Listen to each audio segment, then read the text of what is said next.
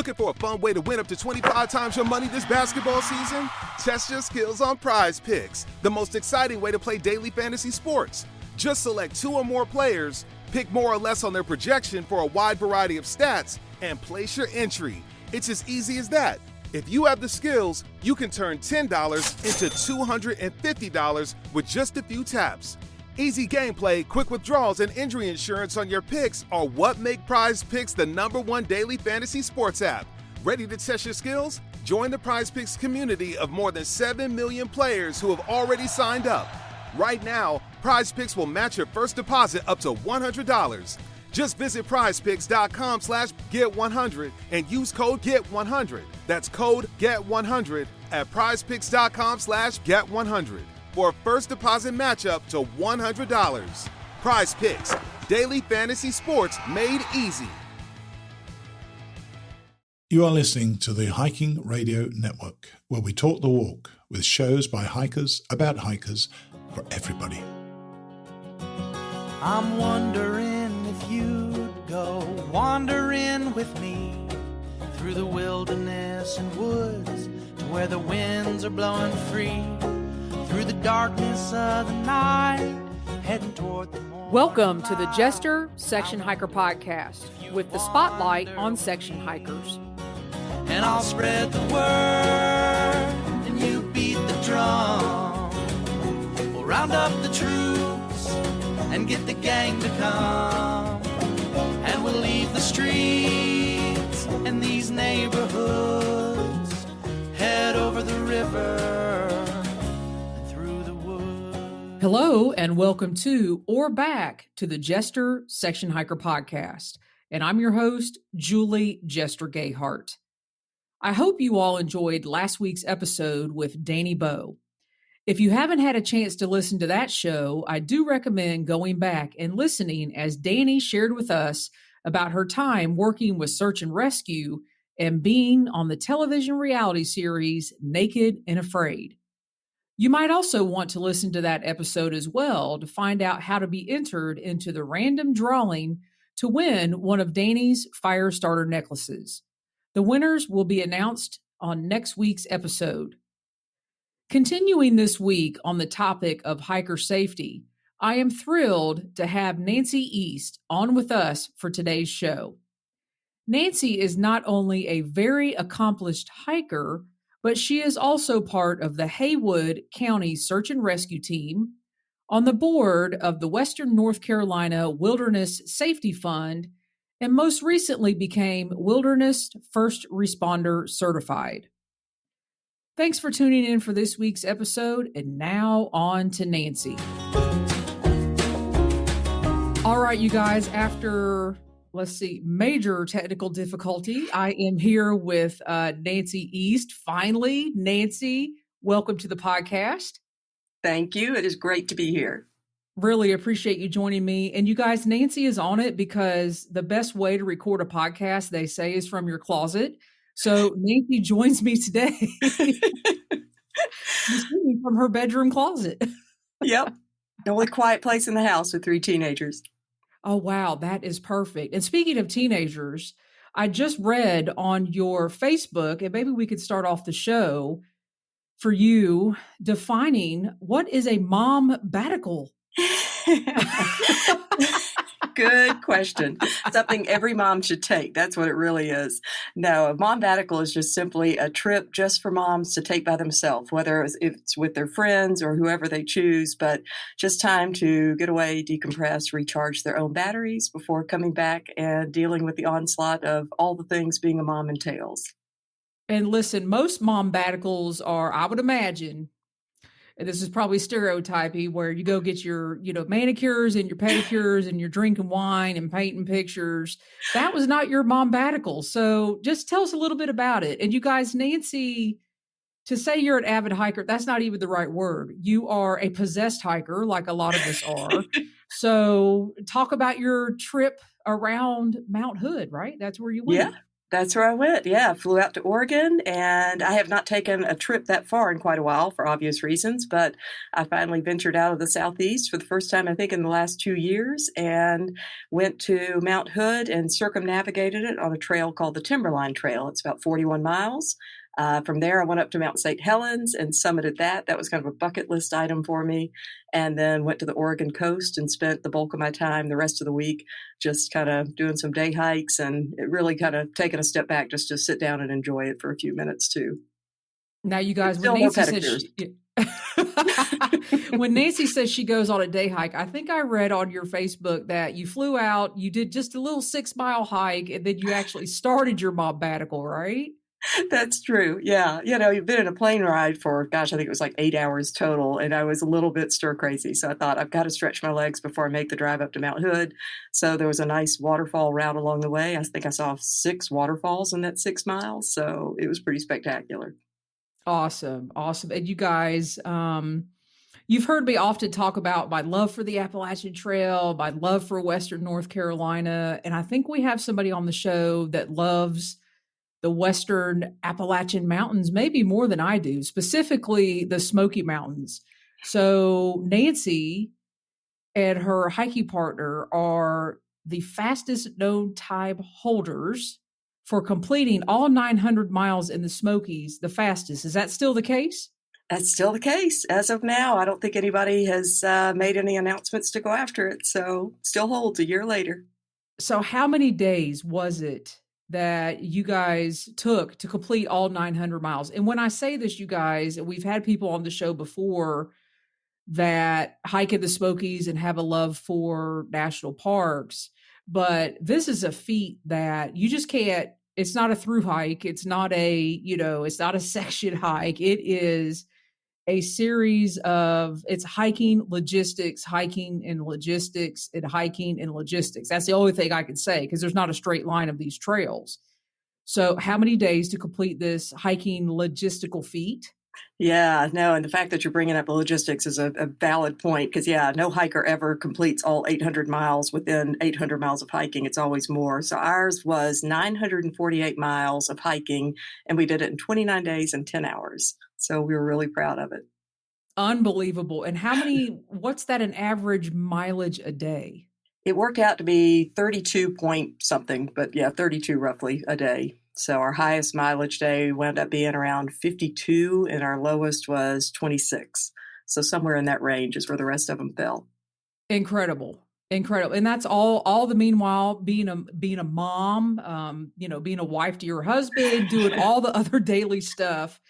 So, well, luckily I've got a very supportive husband who let me take a very long mombattical to do it. So I have to give him props. Wait a every minute, time that I was talk about a year. it. Is your mombattical always around the same time? Because that was a year ago, right? It was a year ago. Yeah, it seems to be, actually, now that you're saying it. I've never thought about it. But we got to get kids back in school, get them all settled, and then I can go. And then you could go. So, but that's not your first time you've completed all of the 900 miles of the Smokies. And I call it the 900 miles. I know that varies because there's a map out there, and the goal is there's a dollar map that you can get at any one of the visitor center locations to complete all the trails on this dollar map. So how many times have you actually done that?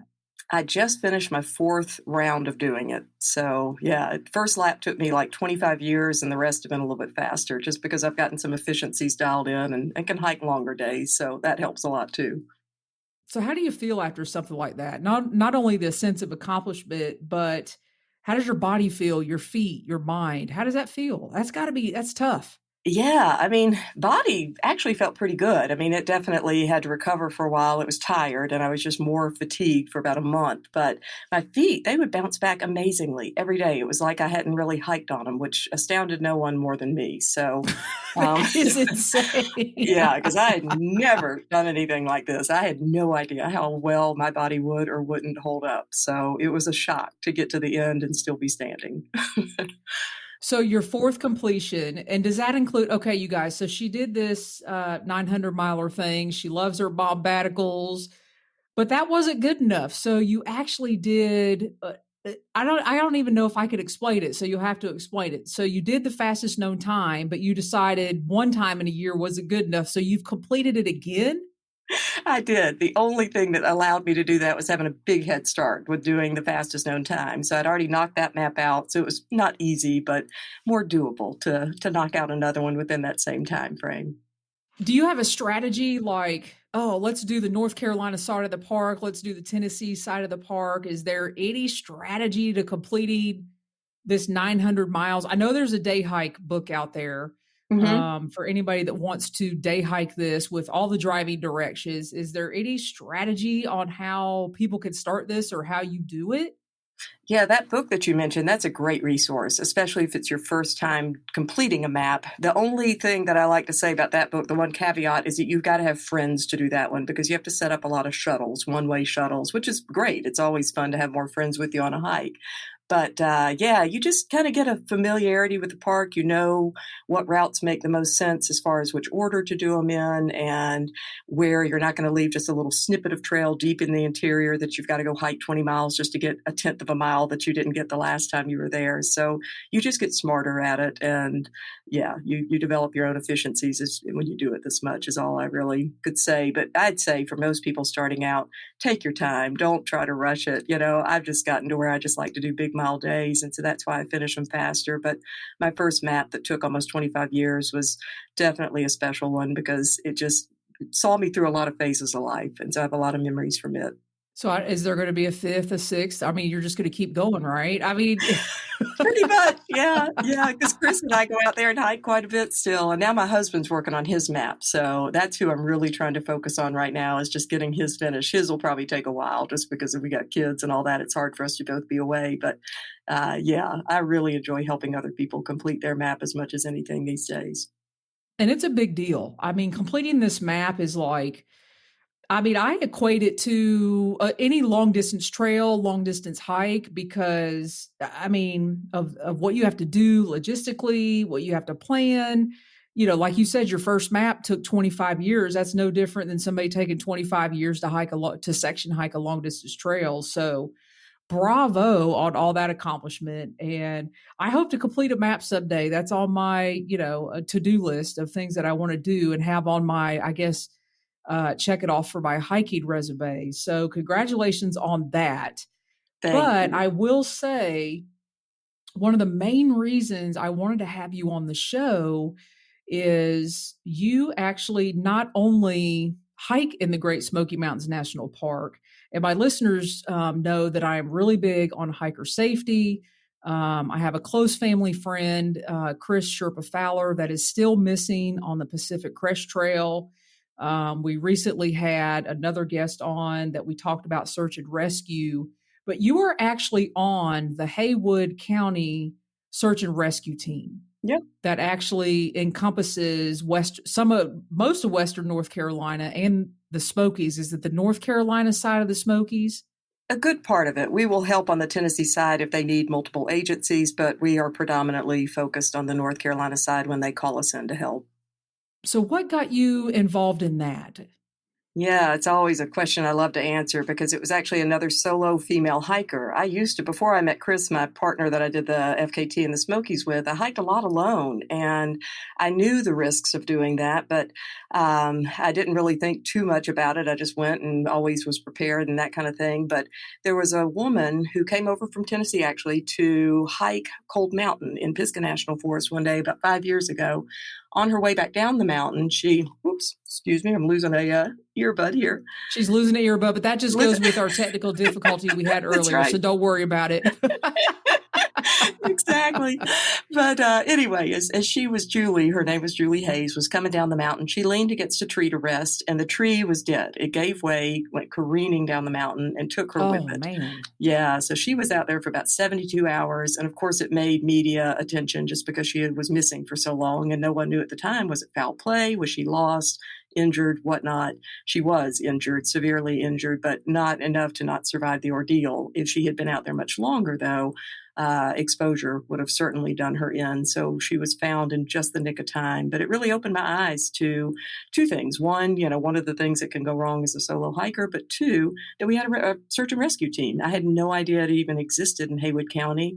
And I thought this is a place where I could channel my energy and pay it forward to other hikers. And so the very next day after she was found, I called the rescue squad and said, how can I apply? And it went from there. That's almost 6 years later now. Wow. I mean, so many questions. So you hear this story, you get involved with Haywood County Rescue. What are the steps once you apply? Do you have to do, obviously there's all these classes out there, you have to have your CPR, your wilderness first aid, all these, there's a sequence of things. So what did you first have to do? Yeah, I first had to go through pretty extensive training. I can't even tell you the amount of hours that it took. Somebody, I'm sure, on my team could probably just, spew it out just automatically because they just pay attention to all that stuff. But there was a certain amount of hours of training that we did have to go through and then take a certification test, a physical fitness test, skills test, just lots of different things from that training just to make sure that we had retained the information and we're not going to become another patient out in the woods that somebody needed to help, on a rescue operation or a search and rescue operation. So that took a while. I'd say that took a good half a year before I could even just be kind of what they call a ground pounder, where you just can go out and look for someone who's lost.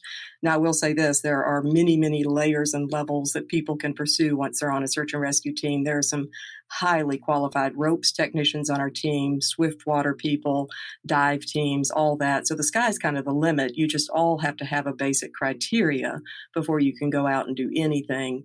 And everybody's different with what, I'm still losing my earbuds for some reason. That's all right. We're good. Everybody's different with what they want to pursue. And I keep chiseling away or chipping away at it as time allows. It's sometimes hard with a family, but we have a very diverse team. I'm so proud of our team because the skill set is incredibly diverse and we all bring something unique to the table in some way, but then we all can collectively come together and do a lot of the same things too. So it's a special group of people. So what's that like to, you go through the training? I mean, obviously you have to have it in your heart that this is something that you want to do.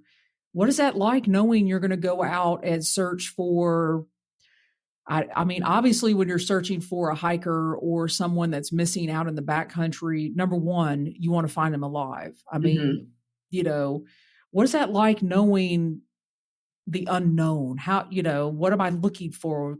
Obviously you're looking for gear, clues, anything out there. What is that like emotionally? Do you just go to a different place? Yeah. You have to. You almost have to. And sometimes it's hard to separate. There have been certain searches, especially ones that don't end well, that I've really taken to heart personally because they have some type of parallel in my own life. Just the family reminds me of my own, or it's a mom, or even an acquaintance this summer that wound up being a fatality that we had to bring down off of a mountain. And, those really hit home. And you just have to have a good support network and a way to process that because, it's a real thing with first responders having PTSD type episodes from this type of work. And I have to really keep that in check, that I have to be able to come home and be emotionally grounded if I'm going to continue with this. And so honestly, the best way for me to process those really hard ones is to go take a really long walk in the woods. And that helps me reset more than anything. Is there anything that you can help us as hikers? Because we're going to get into a couple different things. And I've been talking about the 10 essentials. I've gone over what I carry on the podcast. We've had other hikers go over what they carry as their 10 essentials.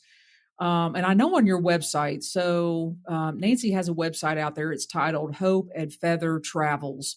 And it's micro adventures of a hiking mom, both solo and with her flock. So I'm assuming that's with your family. Yeah. Or friends. Yeah. Or friends. Mostly family. We could get into the 10 essentials, but what I'd like to do is you have an article on your blog or website that says what to do before we leave on a hike. And I know that includes the 10 essentials. Is there anything else we could do? Is there a certain mindset we need to have? Maybe not be so nonchalant. So talk to us a little bit about what to do before we actually leave on a hike. And I would say this is every hike. Definitely. Yeah. I always like to start this conversation when I'm telling people face to face. There's a quote that my dad's a career pilot in many, many different ways. And he does a lot of check rides for other pilots. And one of the things that his dad, who had a similar occupation, taught him was he used to say, they don't know how dangerous what they're doing is until it kills them, meaning pilots who are making errors that they had no idea, could cause some pretty fatal errors. And so I like to think of it in a similar vein with hiking, that people have no idea the risks of even a 1 to 2 mile hike in the backcountry if they just don't know, if they're just ignorant to those risks. And so to me, the biggest thing is to educate themselves before even walking out the door, and to almost think backwards. Think, all right, the route that I'm taking, how I've researched it on all trails or whatever that they found it on, yes, it's going to have this waterfall or some areas that I've got to hold on to some cables to not fall off the edge of a mountain. What can I do to avoid becoming one of those statistics that I hear about? Somebody gets killed in a waterfall or falls off the side of the mountain. What can I do to empower and educate myself, before I even walk out the door? But then they also need to become educated on things like leaving an itinerary with someone. That's one of the most important things they can do from a search and rescue standpoint, because if someone doesn't come home and they haven't told a family member or a friend where they're going, you've become a proverbial needle in a haystack in a heartbeat, or just in an instant. And it becomes so much more challenging to even begin to know where to look for you, just because first a sheriff's deputy has to find where your car is parked at a trailhead in a vast wilderness area, which could take even upwards of a day or so. Checking the weather forecast, things like that. Mainly the itinerary is the big one in my mind, is just to make sure somebody always knows where you are and when you expect to be off trail. And obviously the 10 essentials, the appropriate gear is a big part of that too. And knowing how to use those things like the fire starting materials. Don't go out without practicing in your own yard or somewhere safe where you can build that fire with wet wood, or learning how to use a compass and a map with it, and not just relying on your phone to navigate. Yeah. And I mean, your phone can die. You could drop it in water. Yeah. There's a lot you could do with your phone. And, a lot of people say, well, I have my, compass. And I'm like, do you know how to orient north? Because I have to reteach myself, Yep. looking at how the sun comes over my shoulder and various things. And someone had to teach me that. Mm-hmm. And I've had people say on here before, the most dangerous hiker is a day hiker. Yeah, definitely. So would you say, in your experience, maybe with not getting, too deep, and maybe we do need to get deep in the, in the weeds of what we need to be on the lookout for, is there just things that somebody could have done that maybe you guys found or rescued that would have prevented something from happening? Yeah, every situation's different, but whenever I do a presentation on certain stories of people that we've helped, I always bring home, or I always teach just one facet of it. If they had done this differently, this would have been their outcome a lot different. And usually it's things like leaving that itinerary, something like bringing a headlamp, something as simple as just bringing a light source other than your phone, which again can die, especially if you're taking pictures or recording video. Having a light source with a backup light source, and the backup could certainly be your phone too. Matches to build a fire. People who get caught out at dark, and the temperatures, even right now in Western North Carolina, are getting much cooler at night than they are in the day. And that can make the difference between life and death if you just know how to build a fire to stay warm and have some form of protection overnight, like an emergency shelter, which can be as simple, honestly, as just a trash compactor bag, preferably because it's a little bit thicker. But just having those things with you to know how to mitigate any risks that you might encounter. And I think one of the things that this is every hiker conversation that's ever on trail is your gear and your weight. Well, this weighs this, and my thing, I carry weighs this, and, you could always buy lighter. But what I have found is lighter is not necessarily the most durable. Yeah, it's true sometimes. And I had a conversation with a guest just last week about rain gear. I do not go anywhere without my rain gear. And people will go on major section hikes and leave the rain pants out or leave the rain jacket out. So Nancy, you've got to tell people to take their rain gear. Absolutely. Oh my gosh, yes, especially here in the Southeast. Yeah, and that comes into play with learning how to read a weather forecast a few days out and think, you know what, I may not need that today, but come 48 hours, there's going to be, a tropical storm remnant pushing through here, and I may need it then. And if you're lost or injured, that's another thing people don't ever seem to grasp until they're in a situation, is how long it takes search and rescue to reach them, even just a mile or two in the woods. We're all volunteers. We've got to stop life and get off work, leave soccer games, whatever it is that we're in the midst of doing, to come to someone's aid. So it's never going to be a quick process, even in the most basic and easy of rescues or searches. It's going to be many, many hours before we reach you, almost inevitably. And you've got to wait us out and be able to endure those elements while you do. And that's best case scenario, a few hours. Yeah, because it might be, in New Hampshire at the base of Mount Washington, you might be burning up. It could be 85, 90 degrees, but when you get to the top of Mount Washington, it could be sleeting, raining, it could be 35 degrees. Yep. And I've seen it happen where people are, they've got jeans on, they've got no water, they're just not prepared. And I hate that. Yeah. It's one of the me reasons I too. just want to continue to spread all of this information, because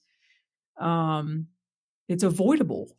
Mm-hmm. No, it definitely is. And there's actually one story I will share with you, because it was an operation that it combined a lot of these things that I'm saying. It was two young men from Charlotte who came over to do a day hike, and they didn't tell anybody where they were going, college age, they just came over and were having fun. They wanted to do a 10-mile loop that they found on all trails. And so they just took off and did it. It was kind of an unseasonably warm day for January. Well, they got lost. They were in the Shining Rock Wilderness area where there's no trail signs. It's easy to get turned around. I've been turned around there and had to figure my way out, but they did not, unfortunately. So they were there for, I think it was 72 hours total. But the day after they headed out for their hike, they finally called 911. They conceded and said, we're not going to get out of here. We got to get help. They were on a high ridge and got 911, but it didn't ping towers correctly. So we still really had no idea where they were, but we obviously sent out people anyway. That night, an enormous snowstorm blew in with wind chills and the teens. They had hardly anything with them, though. The one thing they did have that saved their life was a lighter, and they were able to start a fire. One of them really honed it, or reverted back to his Boy Scout days and remembered how to build a fire with wet wood and all that. So they did do that, but they were still in pretty bad shape when we found them. And it took so much longer to find them, since we had no idea where we were starting from to even look. But that weather forecast, it was one of the things, too, they didn't do. They didn't know to check a weather forecast a day or two out and prepare. If I'm out here longer than I think, what do I need to survive? And they're just darn lucky that they did. Wow.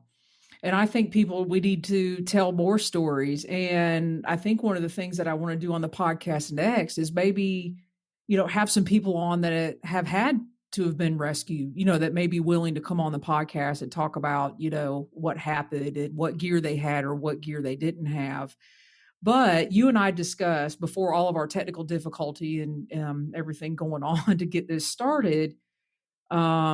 You have some information again on your website, what to do if I think I'm lost. And I call it, I'm just going to call it the STOP method, STOP.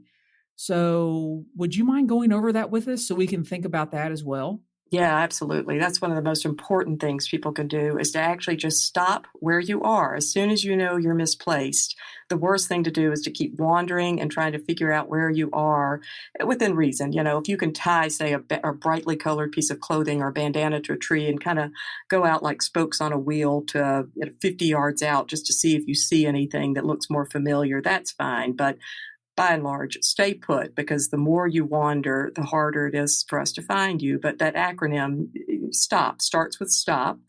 T stands for think. Just think clearly. Think back to the last point that you knew where you were. How many hours ago was it? Where was it? That type of thing. And just try to calm your mind down, because we all start to get nervous when we don't know where we are. And we don't think rationally when we get emotional and scared like that. Then the next one would just be to observe your surroundings. O stands for observe. Again, just, you can go out kind of like spokes on a wheel. If you can put something to anchor yourself in that place without getting more lost by, branching out a little ways from that. And then the fourth one, P, stands for plan. At that point, plan for what you're going to do. Am I going to start a fire? I'm going to try to build some type of emergency shelter if I don't have enough materials in my pack. Do I need to, find something to kind of some limbs and whatnot just to make an emergency makeshift shelter? Do I have cell reception? If not, I'm going to turn my phone off, in airplane mode to preserve the battery, that type of thing. But just stopping is the main thing. Just stop and think about things and don't keep wandering, because you're just inevitably probably gonna become more lost in that situation. And I would say too, if you have a spot or an in reach, do you recommend once somebody hits that ping or whatever you call it, stay where you are? Because Yes. I've read things. Okay, somebody hit the ping, and then search and rescue gets there, and there's nothing. Yeah, definitely. And that could stay just put. Yeah. Yeah, You're smiling, it's so that of course. so you must have been through that before. Well, I'm not guessing. so much with the PLDs, with the spots and the inReaches, but with cell phones. People will call and we'll have really good coordinates. It's lucky if we get a triangulation that actually gives us a really good location. Sometimes if you're deep in the backcountry, you barely get a call out. That translates to us not quite knowing where you are still. But if we are able to know where you are, even if we're not, it's going to give us a general area enough to come find you. But people get nervous, they get antsy, and they think they should be here by now. All they can do is watch the time tick by and get more panicky. And when they wander off thinking they're just not coming, that's when things get more scary for them, whether they realize it or not, because we're going to come to where we think you are. And if you're not there, we really have no idea where in the world you could have gone from then. And also, once you find somebody, and let's say it's a great rescue, they're alive, and you're going to bring them out of the backcountry. It could be hours before you've reached them, but it could be hours before you get them out based on terrain, how you have to carry them out. So typically, if you're on foot, if you're searching on foot, and I'm not talking about you're having to rappel down and get somebody. I mean, typically from the time you start until you get that person out, what is the time frame? And what are we looking at as hikers? Hey, I've twisted my ankle, Mm-hmm. and you just can't walk anymore. What should I anticipate? Yeah, say you're immobile like that, and we've got to come with something to actually physically carry you out. And number one, it's not going to be the most comfortable ride, so just know that it's going to be a long one, and just to hunker down and endure it. But I would say the rule of thumb is typically about a quarter mile an hour is what you could probably expect if it's a challenging terrain to carry you out. It's one thing if you're just in a field and we're just carrying you out quickly that way. But of course, in these mountains, that's never the case. It's always Right.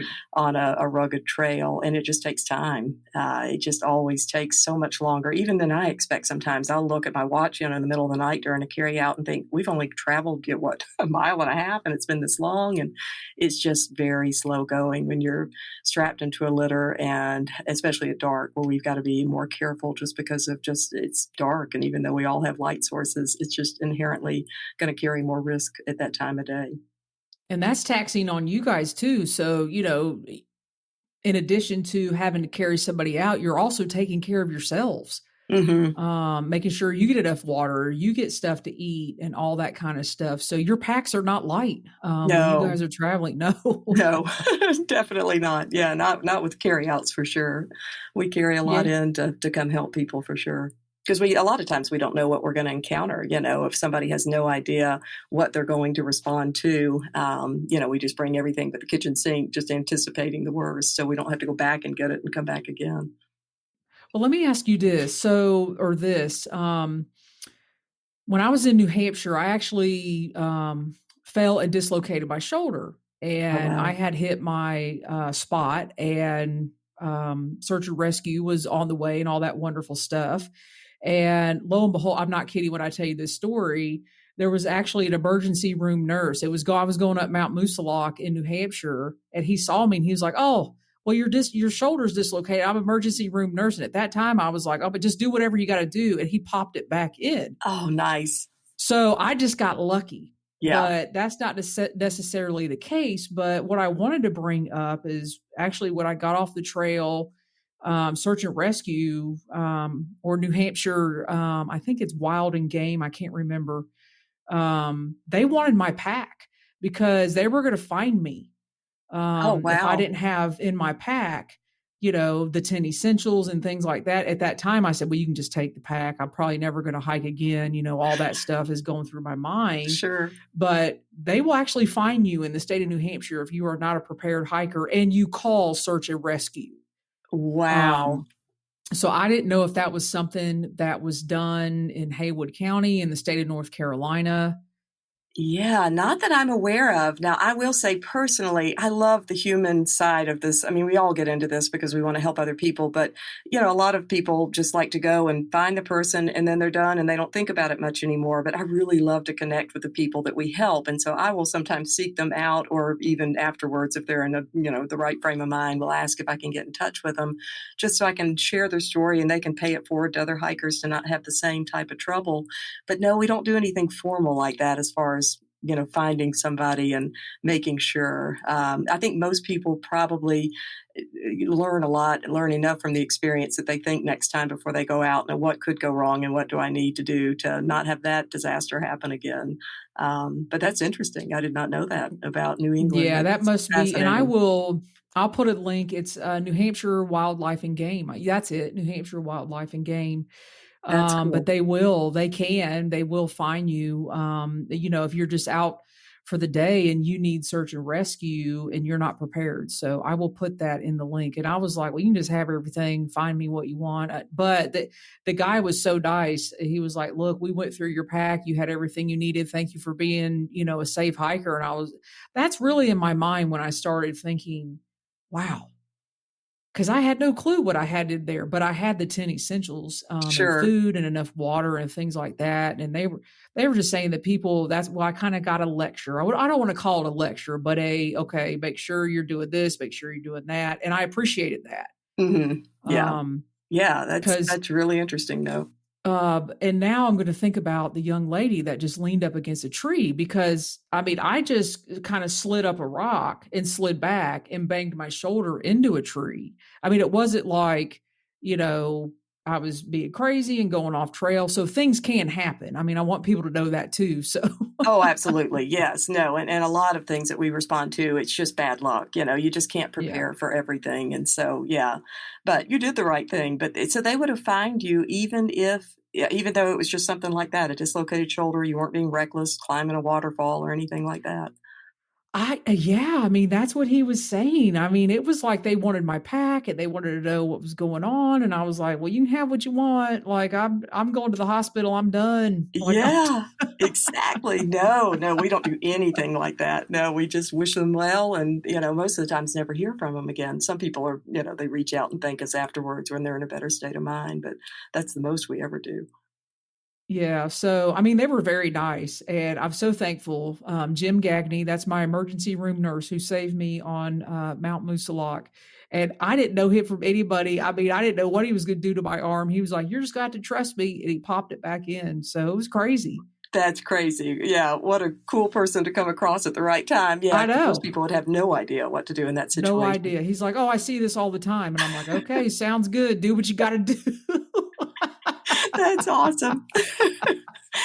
Oh, yeah, because the search and goodness. rescue team may not have known. They may have carried you out and taken you to the hospital to have it done. So, yeah, he really saved you a lot of he did because he was everything. pressing on it. He's like, oh, yeah, I guess there's a forward dislocation and a backward. I didn't know. I was like, well, either way, let's just take care of this. That is awesome. I love that story. I know. Insane. I tell it and I'm like, did that happen to me? It's been years. It was 2014, but it's like, that's unbelievable. Yeah, it is. So crazy times. But anyway, so thank you very much for, giving up your time and being part of search and rescue. But your search and rescue, I don't even know how to say this team, maybe you now have what's called the Western North Carolina Wilderness Safety Fund. So I found that, and you are actually on the board. So tell us a little bit about that. Yeah, so that was started by several people on my search and rescue team and then a couple of community members who wanted to lend their support in this way. And it's just a 501c3 nonprofit that will predominantly fund search and rescue teams who are in need of things like gear or training that they otherwise wouldn't be able to afford themselves.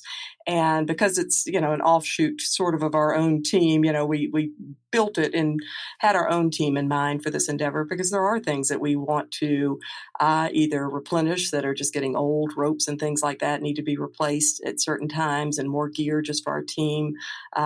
Technical gear, it gets really expensive in particular. And so now, because of this foundation, we've been able to outfit our dive team more properly, our swiftwater team, and just even our general members with more climbing equipment or technical rescue equipment. So that's been a godsend to us, just to have a nonprofit that people can donate and know that the money goes directly towards our team, and it's a tax write-off for them in the process. So it's a win-win really for everybody. Well, I'm going to make sure that is in the show notes as well, so people can have that information. I'm going to make sure your website/blog is in the, do you call it a website or a blog? It depends on the day. Usually a blog, yeah. I'm telling you, I was like, wow, you have a lot of great articles. You've got a really good one too. I don't know if it's titled Hiking with Your Dog, but you've got some information out there about that. There's a lot of section hikers out there hiking with their dogs, a lot of people out and about, because you got to take care of your dogs too. And Nancy, I don't even know and I didn't even mention this.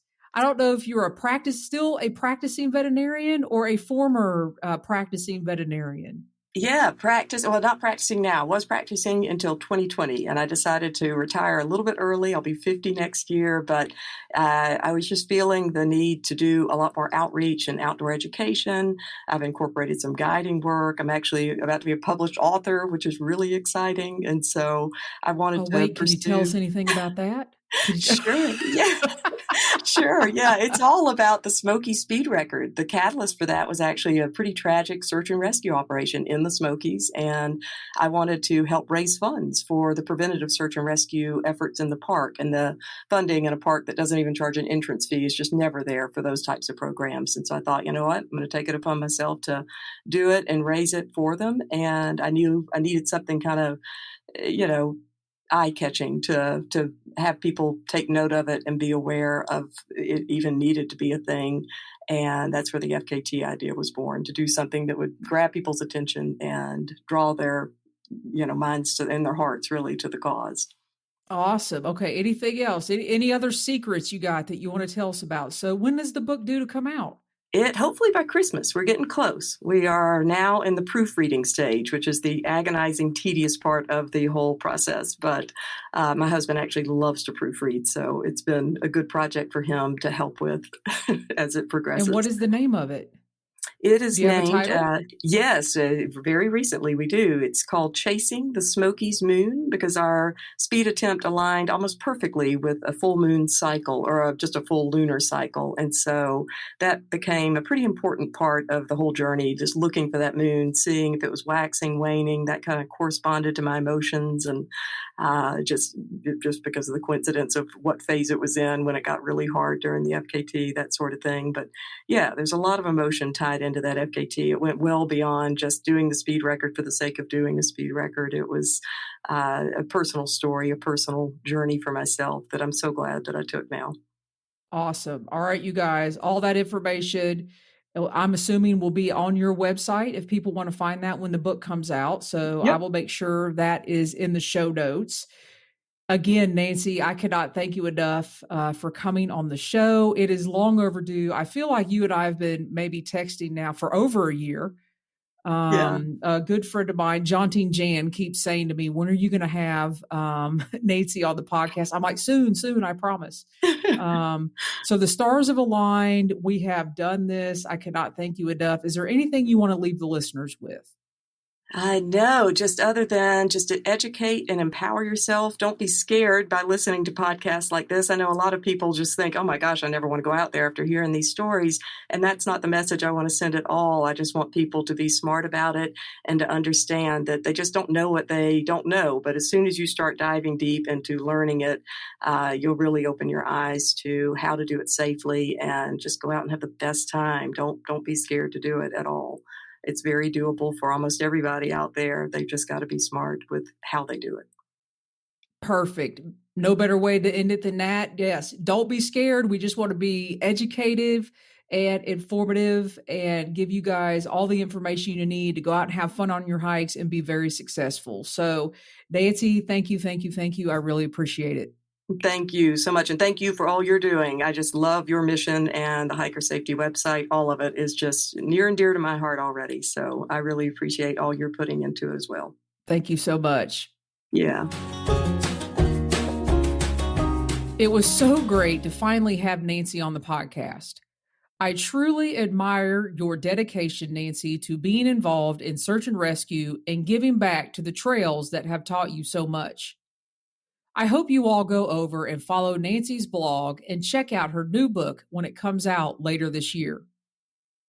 As always, you can go to hikingradionetwork.com and click on the Jester Section Hiker Show to find all of today's show notes, pictures, and links mentioned in this episode. If you like what we do here at the network, please consider leaving us a donation by using any one of the donate buttons on the website. Thanks for listening, everybody. Be safe out there and happy section hiking. I'm wondering if you'd go wandering with me through the wilderness and woods to where the winds are blowing free, through the darkness of the night, heading toward the morning light. I wonder if you'd wander with me, and I'll spread the word and you beat the drum. We'll round up the troops and get the gang to come, and we'll leave the streets and these neighborhoods, head over the river and through the woods.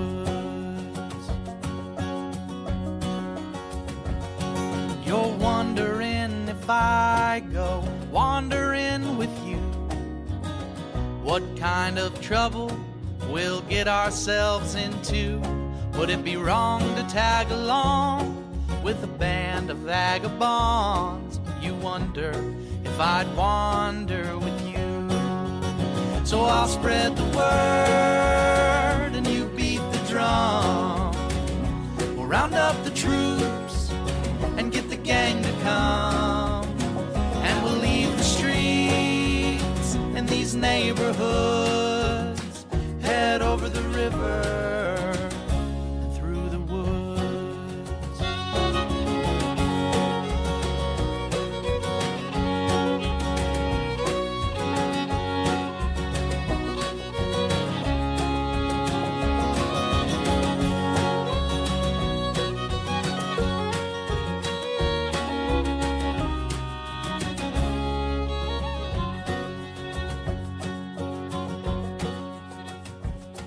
I'm wondering if you'd come wandering my way, if you ever get lost or if the trail leads you astray. The music of the pack can always bring you back. I wonder, can we wander away? And I'll spread the word and you beat the drum. We'll round up the troops and get the gang to come, and we'll leave the streets in these neighborhoods, head over the river and through the woods.